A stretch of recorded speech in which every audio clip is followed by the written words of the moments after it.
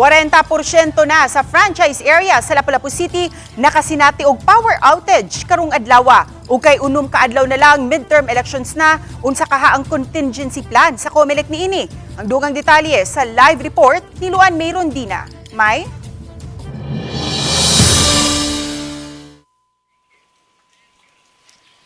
Ses nangayo og dispensa ang MECO ngadto sa ilang mga konsumidor.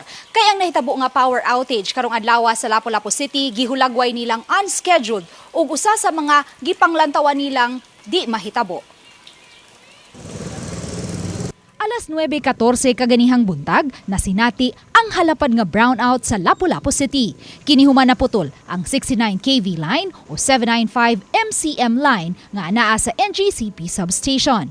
Matod ni Engineer Gilbert Pagobo, SVP ug General Manager sa Mactan Electric Company kon MECO, nga gisusi na nila karon ang hinungdan sa pagkaputol niini kay makadagang higayon Manila kining nasusi ug wa nakitai ug timailhan nga makasinati kini og problema. It is a very strong connection. No? The connection is to our backbone.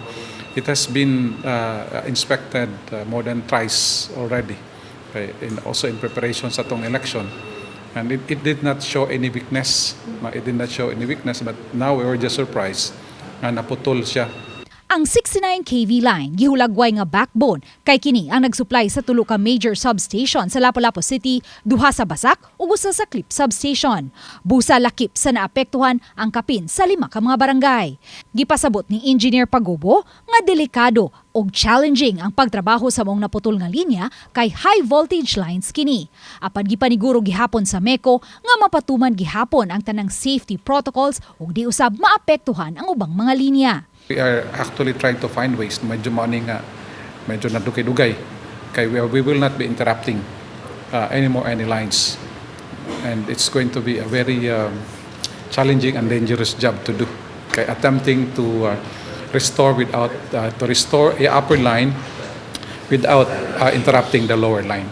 Sa statement nga gipagawa sa NGCP sa ilang social media page, ilang gitataw nga ang transmission facilities nga nagsupply og kuryente sa Mactan Electric Company nag-operate under normal conditions ug way gikatahong line outages. Ang nasinating power outage sa franchise area sa MECO resulta sa pag-trip off sa MECO-owned and maintained Lapu-Lapu Basak 69 kV line. Hinuon, alas 12:36 ganihang udto, hingpit nang naayo ang naputol nga linya.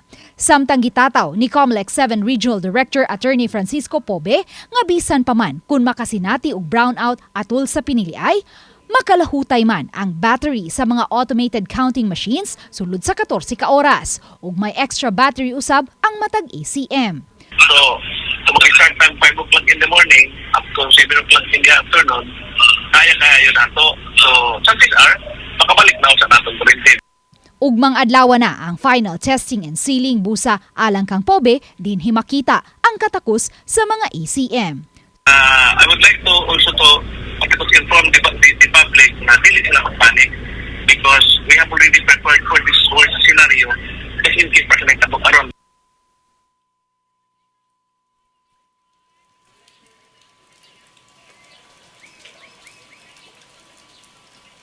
Ses matod ni Attorney Pobe human sa final testing and sealing ug mga adlaw, pasiguro nilang ma-fully charge gayud ang tanang mga battery sa matag ACM aron di maapektuhan ang eleksyon karong Mayo 12 kini bisan pa man kun makasinati og brownout. Ses, daghang salamat Luan Mayrondina.